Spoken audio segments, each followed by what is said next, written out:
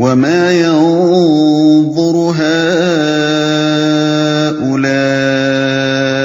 إِلَّا صَيْحَةً وَاحِدَةً مَا لَهَا مِن فَوَاقٍ۔ یہ لوگ بھی بس ایک دھماکے کے منتظر ہیں جس کے بعد کوئی دوسرا دھماکہ نہ ہوگا۔ یعنی عذاب کا ایک ہی کڑکا انہیں ختم کر دینے کے لیے کافی ہوگا، کسی دوسرے کڑکے کی حاجت پیش نہ آئے گی۔ دوسرا مفہوم اس فقرے کا یہ بھی ہو سکتا ہے کہ اس کے بعد پھر انہیں کوئی افاقہ نصیب نہ ہوگا، اتنی دیر کی بھی مہلت نہ ملے گی جتنی دیر اونٹنی کا دودھ نچوڑتے وقت ایک دفعہ سونتے ہوئے تھن میں دوبارہ سونتنے تک دودھ اترنے میں لگتی ہے۔ وَقَالُوا رَبَّنَا عَجِّل لَّنَا قِطَّنَا قَبْلَ يَوْمِ الْحِسَابِ۔ اور یہ کہتے ہیں کہ اے ہمارے رب، یوم الحساب سے پہلے ہی ہمارا حصہ ہمیں جلدی سے دے دے۔ یعنی اللہ کے عذاب کا حال تو ہے وہ جو ابھی بیان کیا گیا، اور ان نادانوں کا حال یہ ہے کہ یہ نبی سے مذاق کے طور پر کہتے ہیں کہ جس یوم الحساب سے تم ہمیں ڈراتے ہو اس کے آنے تک ہمارے معاملے کو نہ ٹالو، بلکہ ہمارا حساب ابھی چکوا دو، جو کچھ بھی ہمارے حصے کی شامت لکھی ہے وہ فوراً ہی آ جائے۔ اصبر على ما يقولون واذكر عبدنا داود ذا الأيد إنه أواب۔ اے نبی، صبر کرو ان باتوں پر جو یہ لوگ بناتے ہیں، اور ان کے سامنے ہمارے بندے داؤد کا قصہ بیان کرو جو بڑی قوتوں کا مالک تھا، ہر معاملے میں اللہ کی طرف رجوع کرنے والا تھا۔ ان باتوں پر جو یہ لوگ بناتے ہیں، اشارہ ہے کفار مکہ کی ان باتوں کی طرف جن کا ذکر اوپر گزر چکا ہے، یعنی نبی صلی اللہ علیہ وسلم کے متعلق ان کی یہ بکواس کہ یہ شخص ساحر اور کذاب ہے، اور ان کا یہ اعتراض کہ اللہ میاں کے پاس رسول بنانے کے لیے کیا بس یہی ایک شخص رہ گیا تھا، اور یہ الزام کہ اس دعوت توحید سے اس شخص کا مقصد کوئی مذہبی تبلیغ نہیں ہے بلکہ اس کی نیت کچھ اور ہی ہے۔ داؤد کا قصہ بیان کرو۔ اس فقرے کا دوسرا ترجمہ یہ بھی ہو سکتا ہے کہ ہمارے بندے داؤد کو یاد کرو۔ پہلے ترجمے کے لحاظ سے مطلب یہ ہے کہ اس قصے میں ان لوگوں کے لیے ایک سبق ہے، اور دوسرے ترجمے کے لحاظ سے مراد یہ ہے کہ اس قصے کی یاد خود تمہیں صبر کرنے میں مدد دے گی۔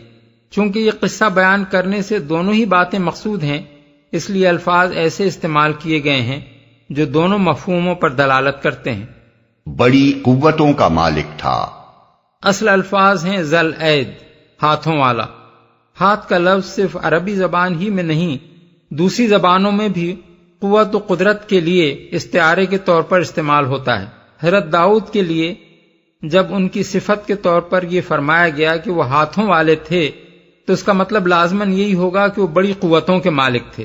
ان قوتوں سے بہت سی قوتیں مراد ہو سکتی ہیں، مثلا جسمانی طاقت جس کا مظاہرہ انہوں نے جالوت سے جنگ کے موقع پر کیا تھا، فوجی اور سیاسی طاقت جس سے انہوں نے گرد و پیش کی مشرک قوموں کو شکست دے کر ایک مضبوط اسلامی سلطنت قائم کر دی تھی، اخلاقی طاقت جس کی بدولت انہوں نے بادشاہی میں فقیری کی اور ہمیشہ اللہ سے ڈرتے اور اس کے حدود کی پابندی کرتے رہے، اور عبادت کی طاقت جس کا حال یہ تھا کہ حکومت و فرما روائی اور جہاد فی سبیل اللہ کی مصروفیتوں کے باوجود صحیحین کی روایت کے مطابق وہ ہمیشہ ایک دن بیچ روزہ رکھتے تھے اور روزانہ 1/3 رات نماز میں گزارتے تھے۔ امام بخاری نے اپنی تاریخ میں حضرت ابو الدرداء کے حوالے سے نقل کیا ہے کہ جب حضرت داؤد کا ذکر آتا تھا تو نبی صلی اللہ علیہ وسلم فرمایا کرتے تھے کان عابد البشر، وہ سب سے زیادہ عبادت گزار آدمی تھے۔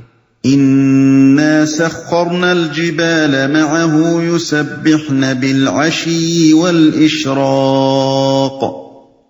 وَالطَّيْرَ مَحْشُورَةً كُلٌّ لَّهُ أَوَّابٌ۔ ہم نے پہاڑوں کو اس کے ساتھ مسخر کر رکھا تھا کہ صبح و شام وہ اس کی تسبیح کرتے تھے، پرندے سمٹ آتے اور سب کے سب اس کی تسبیح کی طرف متوجہ ہو جاتے تھے۔ وَشَدَدْنَا مُلْكَهُ وَآتَيْنَاهُ الْحِكْمَةَ وَفَصْلَ الْخِطَابِ ہم نے اس کی سلطنت مضبوط کر دی تھی، اس کو حکمت عطا کی تھی اور فیصلہ کن بات کہنے کی صلاحیت بخشی تھی۔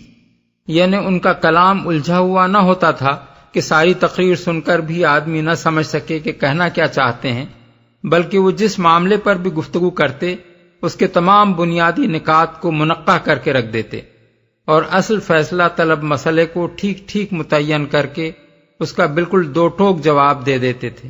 یہ بات کسی شخص کو اس وقت تک حاصل نہیں ہوتی جب تک وہ عقل و فہم اور قادر الکلامی کے اعلیٰ مرتبے پر پہنچا ہوا نہ ہو۔ وَهَلْ أَتَاكَ نَبَأُ الْخَصْمِ إِذْ تَسَوَّرُوا الْمِحْرَابَ پھر تمہیں کچھ خبر پہنچی ہے ان مقدمے والوں کی جو دیوار چڑھ کر اس کے بالا خانے میں گھس آئے تھے۔ حضرت داؤد کا ذکر جس غرض کے لیے اس مقام پر کیا گیا ہے، اس سے مقصود دراصل یہی قصہ سنانا ہے جو یہاں سے شروع ہوتا ہے۔ اس سے پہلے ان کی جو صفات عالیہ بطور تمہید بیان کی گئی ہیں، ان کا مقصد صرف یہ بتانا تھا کہ داؤد علیہ السلام جن کے ساتھ یہ معاملہ پیش آیا ہے کس مرتبے کے انسان تھے۔ اذ دخلوا على داود ففزع منهم قالوا لا تخف خصمان بغى بعضنا على بعض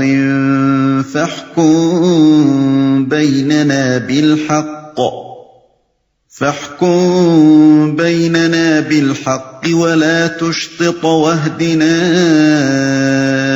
إلى سواء الصراط۔ جب وہ داؤد کے پاس پہنچے تو وہ انہیں دیکھ کر گھبرا گیا۔ انہوں نے کہا، ڈریے نہیں، ہم دو فریق مقدمہ ہیں جن میں سے ایک نے دوسرے پر زیادتی کی ہے، آپ ہمارے درمیان ٹھیک ٹھیک حق کے ساتھ فیصلہ کر دیجئے، بے انصافی نہ کیجئے اور ہمیں راہ راست بتائیے۔ دیکھ کر گھبرا گیا۔ گھبرانے کی وجہ یہ تھی کہ دو آدمی فرماروائے وقت کے پاس اس کی خلوت گاہ میں سیدھے راستے سے جانے کے بجائے یکایک دیوار چڑھ کر جا پہنچے تھے۔ ان هذا اخی له 99 نعجة ولي نعجة واحدة فقال اكفلنيها وعزني في الخطاب۔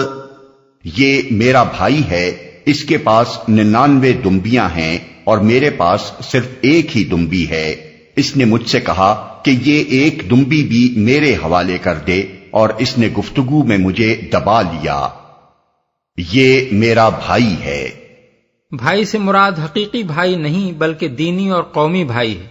گفتگو میں مجھے دبا لیا۔ آگے کی بات سمجھنے کے لیے یہ بات نگاہ میں رکھنی ضروری ہے کہ استغاثہ کا یہ فریق یہ نہیں کہہ رہا ہے کہ اس شخص نے میری وہ ایک دمبی چھین لی اور اپنی دمبیوں میں ملا لی، بلکہ یہ کہہ رہا ہے کہ یہ مجھ سے میری دمبی مانگ رہا ہے اور اس نے گفتگو میں مجھے دبا لیا ہے، کیونکہ یہ بڑی شخصیت کا آدمی ہے اور میں غریب آدمی ہوں۔ میں اپنے اندر اتنی سکت نہیں پاتا کہ اس کا مطالبہ رد کر دوں۔ آیت سجدہ۔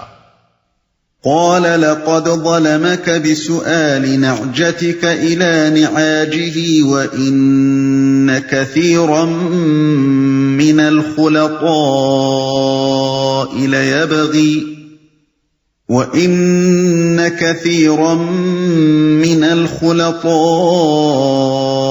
ليبغي بعضهم على بعض إلا الذين آمنوا وعملوا الصالحات وقليل ما هم وظن داود أنما فتناه فاستغفر ربه وخر راكعا وأناب۔ داؤد نے جواب دیا، اس شخص نے اپنی دمبیوں کے ساتھ تیری دمبی ملا لینے کا مطالبہ کر کے یقیناً تجھ پر ظلم کیا، اور واقعہ یہ ہے کہ مل جل کر ساتھ رہنے والے لوگ اکثر ایک دوسرے پر زیادتیاں کرتے رہتے ہیں، بس وہی لوگ اس سے بچے ہوئے ہیں جو ایمان رکھتے ہیں اور عمل صالح کرتے ہیں، اور ایسے لوگ کم ہی ہیں۔ یہ بات کہتے کہتے داؤد سمجھ گیا کہ یہ تو ہم نے دراصل اس کی آزمائش کی ہے، چنانچہ اس نے اپنے رب سے معافی مانگی اور سجدے میں گر گیا اور رجوع کر لیا۔ یقیناً تجھ پر ظلم کیا۔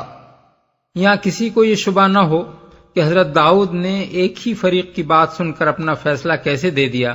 اصل بات یہ ہے کہ جب مدعی کی شکایت پر مدعا علیہ خاموش رہا اور اس کی تردید میں کچھ نہ بولا تو یہ خود ہی اس کے اقرار کا ہم معنی تھا۔ اس بنا پر حضرت داؤد نے یہ رائے قائم کی کہ واقعہ وہی کچھ ہے جو مدعی بیان کر رہا ہے، اور رجوع کر لیا۔ اس امر میں اختلاف ہے کہ اس مقام پر سجدہ تلاوت واجب ہے یا نہیں۔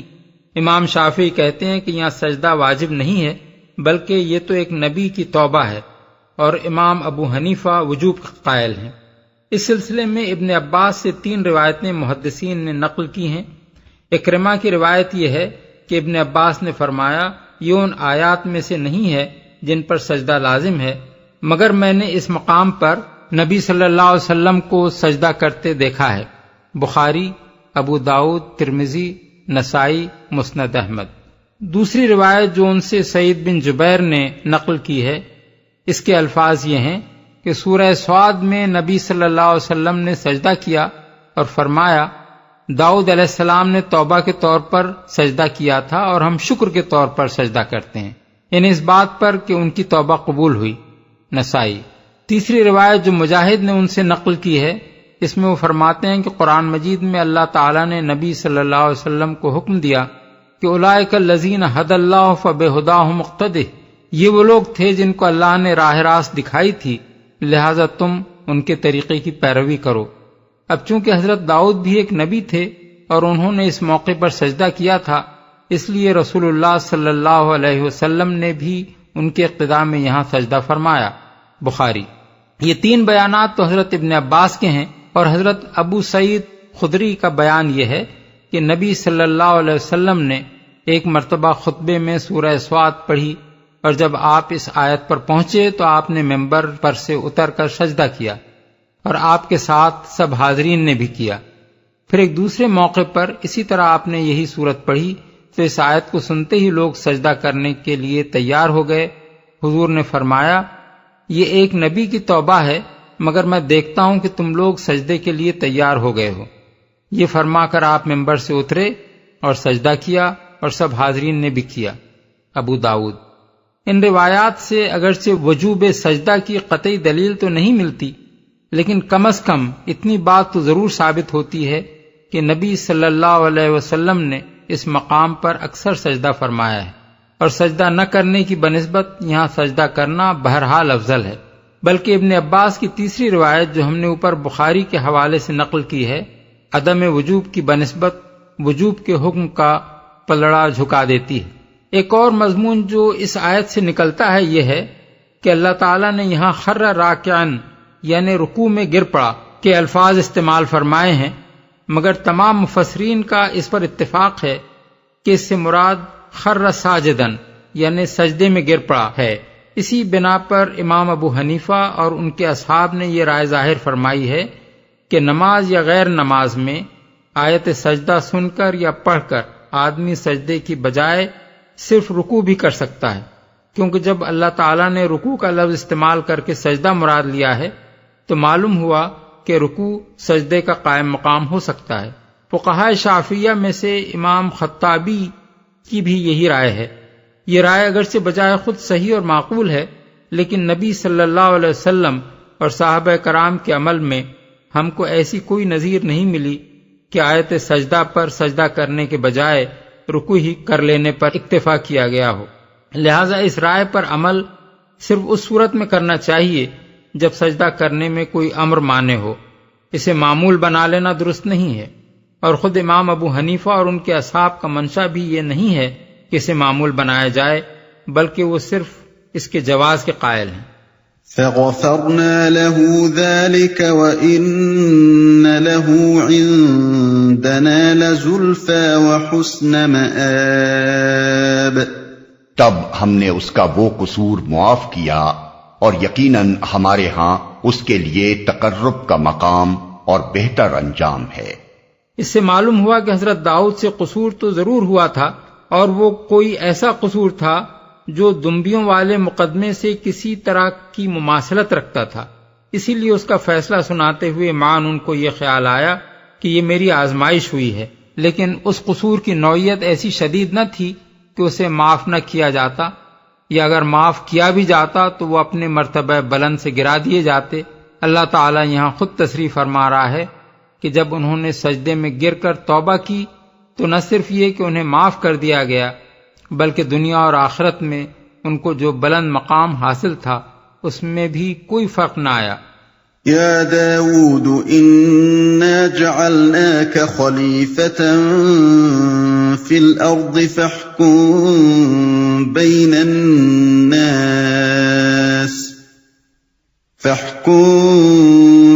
الناس بالحق ولا تتبع الهوى فيضلك عن سبيل الله إن الذين يضلون عن سبيل الله لهم عذاب شديد بما نسوا يوم الحساب۔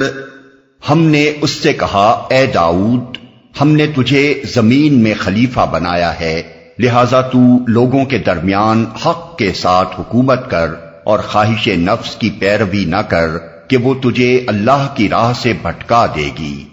جو لوگ اللہ کی راہ سے بھٹکتے ہیں یقیناً ان کے لیے سخت سزا ہے کہ وہ یوم الحساب کو بھول گئے۔ یہ وہ تنبیہ ہے جو اس موقع پر اللہ تعالیٰ نے توبہ قبول کرنے اور بلندی درجات کی بشارت دینے کے ساتھ حضرت داؤد کو فرمائی۔ اس سے یہ بات خود بخود ظاہر ہو جاتی ہے کہ جو فعل ان سے صادر ہوا تھا اس کے اندر خواہش نفس کا کچھ دخل تھا، اس کا حاکمانہ اقتدار کے نامناسب استعمال سے بھی کوئی تعلق تھا، اور وہ کوئی ایسا فعل تھا جو حق کے ساتھ حکومت کرنے والے کسی فرما روا کو زیب نہ دیتا تھا۔ یہاں پہنچ کر 3 سوالات ہمارے سامنے آتے ہیں۔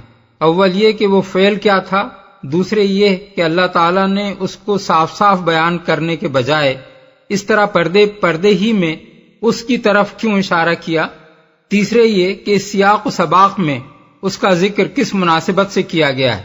جن لوگوں نے بائبل، عیسائیوں اور یہودیوں کی کتاب مقدس کا مطالعہ کیا ہے ان سے یہ بات پوشیدہ نہیں ہے کہ اس کتاب میں حضرت داؤد پر اوریا دا ہٹائٹ کی بیوی سے زنا کرنے اور پھر اوریا کو ایک جنگ میں قصدن ہلاک کروا کر اس کی بیوی سے نکاح کر لینے کا صاف صاف الزام لگایا گیا ہے، اور یہ بھی کہا گیا ہے کہ یہی عورت جس نے ایک شخص کی بیوی ہوتے ہوئے اپنے آپ کو حضرت داؤد کے حوالے کیا تھا، حضرت سلیمان علیہ السلام کی ماں تھی۔ یہ پورا قصہ بائبل کی کتاب سیموئیل دوم باب 11-12 میں نہایت تفصیل کے ساتھ درج ہے۔ نزول قرآن سے صدیوں پہلے یہ بائبل میں درج ہو چکا تھا۔ دنیا بھر کے یہودیوں اور عیسائیوں میں سے جو بھی اپنی اس کتاب مقدس کی تلاوت کرتا یا اسے سنتا تھا وہ اس قصے سے نہ صرف واقف تھا بلکہ اس پر ایمان بھی لاتا تھا۔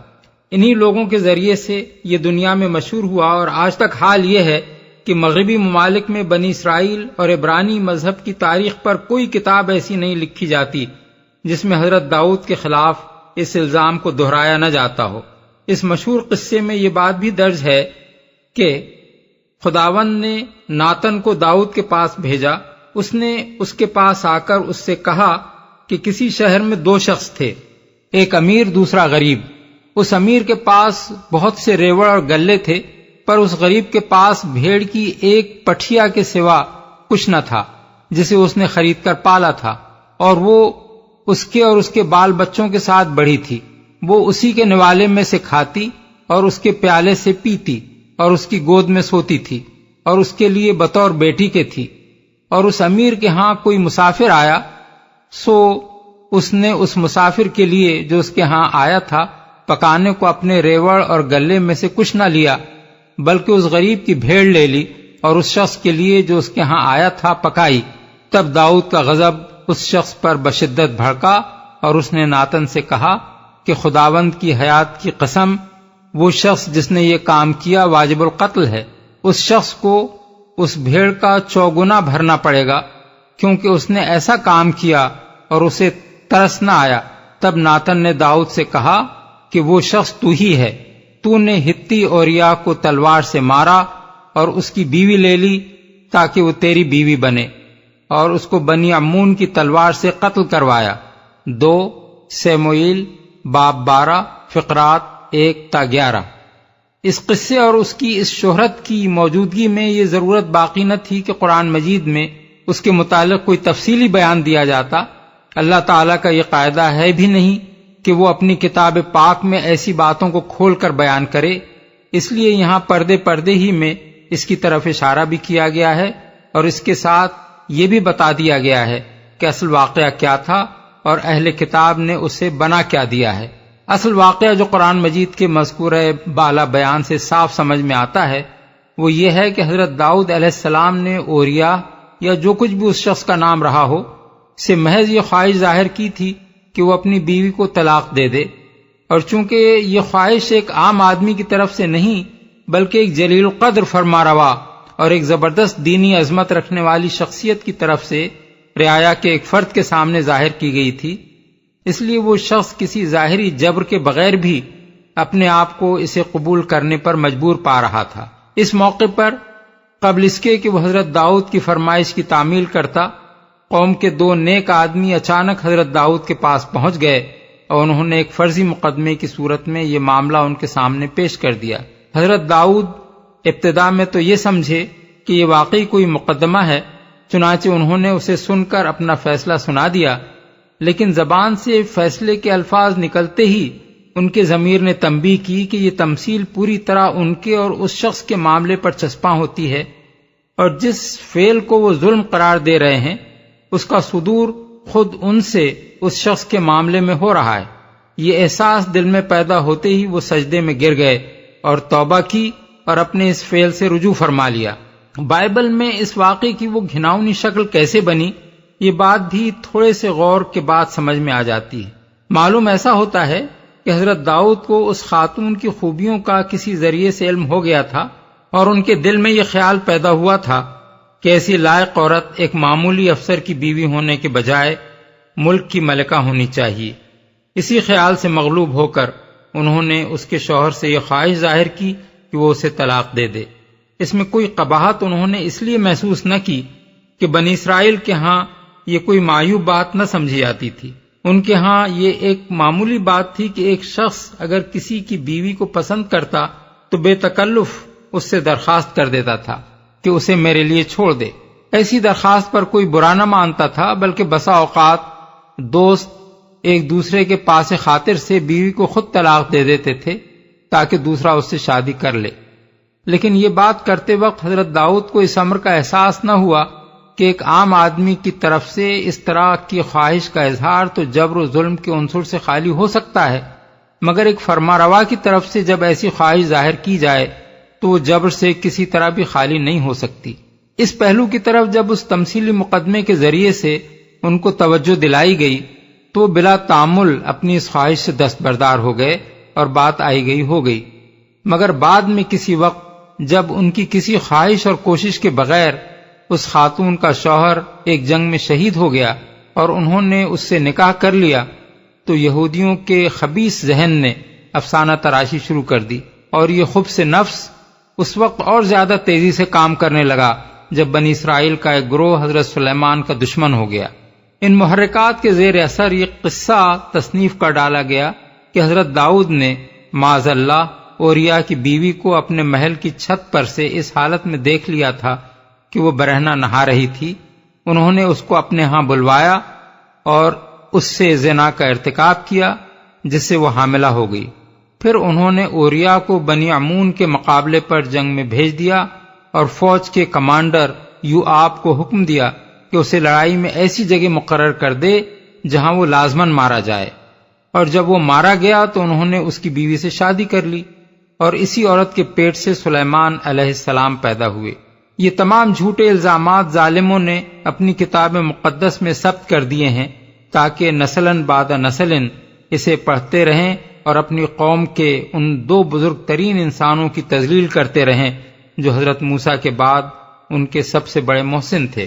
قرآن مجید کے مفسرین میں سے ایک گروہ نے تو ان افسانوں کو قریب قریب جوں کا توں قبول کر لیا ہے جو بنی اسرائیل کے ذریعے سے ان تک پہنچے ہیں۔ اسرائیلی روایات کا صرف اتنا حصہ انہوں نے ساقط کیا ہے جس میں حضرت داؤد پر زنا کا الزام لگایا گیا تھا اور عورت کے حاملہ ہو جانے کا ذکر تھا۔ باقی سارا قصہ ان کی نقل کردہ روایات میں اسی طرح پایا جاتا ہے جس طرح وہ بنی اسرائیل میں مشہور تھا۔ دوسرے گروہ نے سرے سے اس واقعے ہی کا انکار کر دیا ہے کہ حضرت داؤد سے کوئی ایسا فعل صادر ہوا تھا جو دمبیوں والے مقدمے سے کوئی مماثلت رکھتا ہو۔ اس کے بجائے وہ اپنی طرف سے اس قصے کی ایسی تعویلات کرتے ہیں جو بالکل بے بنیاد ہیں، جن کا کوئی ماخذ نہیں ہے اور خود قرآن کے سیاق و سباق سے بھی وہ کوئی مناسبت نہیں رکھتی۔ لیکن مفسرین ہی میں ایک گروہ ایسا بھی ہے جو ٹھیک بات تک پہنچا ہے اور قرآن کے واضح اشارات سے قصے کی اصل حقیقت پا گیا ہے۔ مثال کے طور پر چند اقوال ملاحظہ ہوں۔ مسروق اور سعید بن جبیر دونوں حضرت عبداللہ بن عباس کا یہ قول نقل کرتے ہیں کہ حضرت داؤد نے اس سے زیادہ کچھ نہیں کیا تھا کہ اس عورت کے شوہر سے یہ خواہش ظاہر کی تھی کہ اپنی بیوی کو میرے لیے چھوڑ دے۔ ابن جریر۔ علامہ زمخشری اپنی تفسیر کشاف میں لکھتے ہیں کہ جس شکل میں اللہ تعالیٰ نے حضرت داؤد علیہ السلام کا قصہ بیان فرمایا ہے، اس سے تو یہی ظاہر ہوتا ہے کہ انہوں نے اس شخص سے صرف یہ خواہش ظاہر کی تھی کہ وہ ان کے لیے اپنی بیوی کو چھوڑ دے۔ علامہ ابو بکر جساس اس رائے کا اظہار کرتے ہیں کہ وہ عورت اس شخص کی منکوحہ نہیں بلکہ صرف مخطوبہ یا منصوبہ تھی۔ حضرت داؤد نے اسی عورت سے نکاح کا پیغام دے دیا۔ اس پر اللہ تعالیٰ کا عتاب ہوا کیونکہ انہوں نے اپنے مومن بھائی کے پیغام پر پیغام دیا تھا، حالانکہ ان کے گھر میں پہلے سے کئی بیویاں موجود تھیں۔ احکام القرآن۔ بعض دوسرے مفسرین نے بھی یہی رائے ظاہر کی ہے، لیکن یہ بات قرآن کے بیان سے پوری مطابقت نہیں رکھتی۔ قرآن مجید میں مقدمہ پیش کرنے والے کے جو الفاظ نقل ہوئے ہیں وہ یہ ہیں کہ لی ناجتٌ واحدۃ فقال اکفلنیھا، میرے پاس بس ایک ہی دمبی ہے اور یہ کہتا ہے کہ اسے میرے حوالے کر دے۔ یہی بات حضرت داؤد نے بھی اپنے فیصلے میں ارشاد فرمائی کہ قد ظلمک بسؤال ناجتک، اس نے تیری دمبی مانگنے میں تجھ پر ظلم کیا۔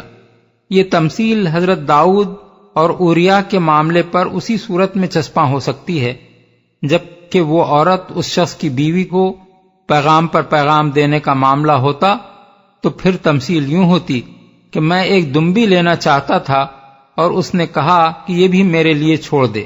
قاضی ابو بکر ابن العربی احکام القرآن میں اس مسئلے پر تفصیلی بحث کرتے ہوئے لکھتے ہیں، اصل واقعہ بس یہی ہے کہ حضرت داؤد نے اپنے آدمیوں میں سے ایک شخص سے کہا کہ میرے لیے اپنی بیوی چھوڑ دے اور سنجیدگی کے ساتھ یہ مطالبہ کیا۔ قرآن میں یہ بات نہیں ہے کہ وہ شخص ان کے اس مطالبے پر اپنی بیوی سے دستبردار ہو گیا اور حضرت داؤد نے اس عورت سے اس کے بعد شادی بھی کر لی اور حضرت سلیمان اسی کے بطن سے پیدا ہوئے۔ جس بات پر عتاب ہوا وہ اس کے سوا کچھ نہ تھی کہ انہوں نے ایک عورت کے شوہر سے یہ چاہا کہ وہ ان کی خاطر اسے چھوڑ دے۔ یہ فعل خواہ الجملہ جائز ہی ہو مگر منصب نبوت سے بعید تھا، اسی لیے ان پر عتاب بھی ہوا اور ان کو نصیحت بھی کی گئی۔ یہی تفسیر اس سیاق و سباق سے بھی مناسبت رکھتی ہے جس میں یہ قصہ بیان کیا گیا ہے۔ سلسلہ کلام پر غور کرنے سے یہ بات صاف معلوم ہوتی ہے کہ قرآن مجید میں اس مقام پر یہ قصہ دو اغراض کے لیے بیان کیا گیا ہے۔ پہلی غرض نبی صلی اللہ علیہ وسلم کو صبر کی تلقین کرنا ہے اور اس مقصد کے لیے آپ کو مخاطب کر کے فرمایا گیا ہے کہ جو باتیں یہ لوگ تم پر بناتے ہیں ان پر صبر کرو اور ہمارے بندے داؤد کو یاد کرو۔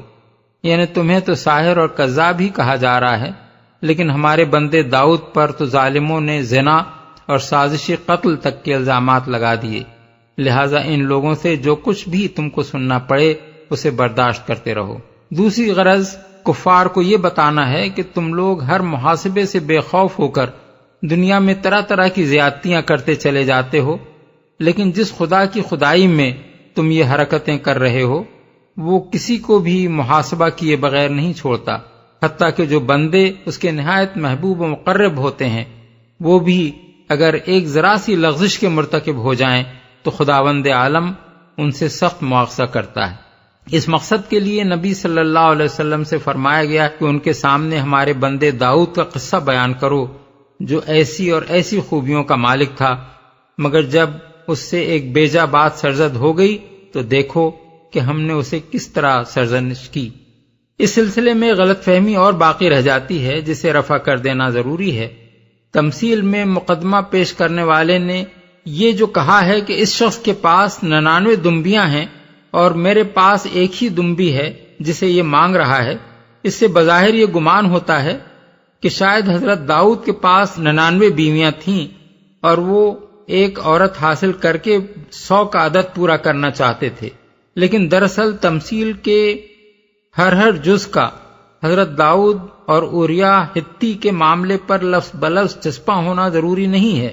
عام محاورے میں 10، 20، 50 وغیرہ اعداد کا ذکر صرف کثرت کو بیان کرنے کے لیے کیا جاتا ہے، نہ کہ ٹھیک تعداد بیان کرنے کے لیے۔